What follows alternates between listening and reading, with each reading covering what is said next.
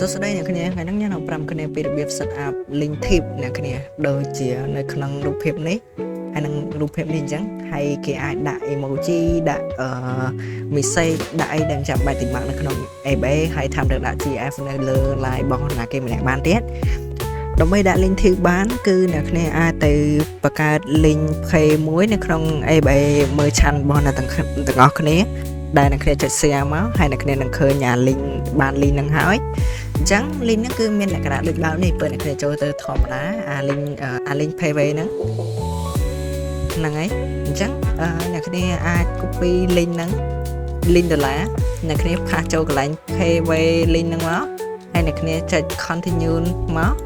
អញ្ចឹងអ្នកគ្នានឹងទៅបាន link របស់លុយសុទ្ធមួយហើយចឹងដើម្បីអ្នកគ្នាអាចឆេញ ID គេទៅក្រោយនេះបានអ្នកគ្នាអាចដាក់ឈ្មោះអ្នកគ្នាអញ្ចឹងណាទូត្រីអញ្ចឹងទេហើយពេលគ្នាដាក់ហើយអ្នកគ្នាអាច open tip page នឹងបានអញ្ចឹងបន្ទាប់ពីអ្នកគ្នាដាក់អញ្ចឹងហើយអ្នក viewer អ្នកគ្នាអាចដាក់អីបានហើយអ្នកគ្នាឃើញអត់ហើយដាក់ឈ្មោះអញ្ចឹងទៅ Mr. Beast អីចឹងទៅហើយបងហូបបាយ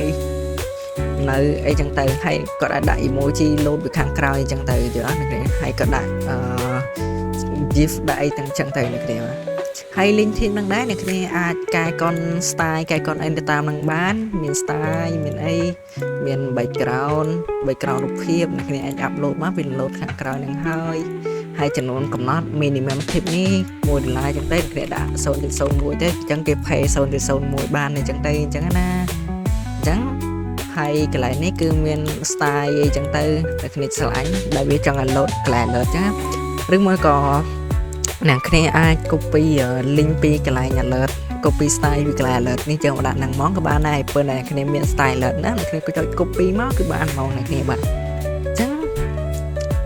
អញ្ចឹងថ្ងៃហ្នឹងគឺមានតែប៉ុណ្្នឹងទេហើយ subscription របស់យើងគឺមាន2ខែដំបូងអ្នកគ្នាអាចបង់$2ក្នុងមួយខែហ្នឹងអ្នកគ្នាទទួលបានalert ទទួល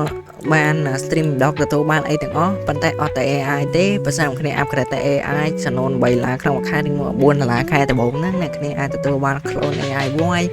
ហើយនឹង alert សលេង AI នៅក្នុងហ្នឹងអីចឹងទៅអ្នកគ្នាបាទចឹងអ្នកគ្នាវីដេអូហ្នឹងគឺមានប៉ុណ្្នឹងទេអ្នកគ្នាបាយបាយហើយជួបគ្នាវីដេអូក្រោយហើយបើសិនមកមានបញ្ហាអីអ្នកគ្នាអាចតាក់ទងមកតាម Telegram របស់ពួកយើងបានអ្នកគ្នាបាទអញ្ចឹងអរគុណបាយបាយ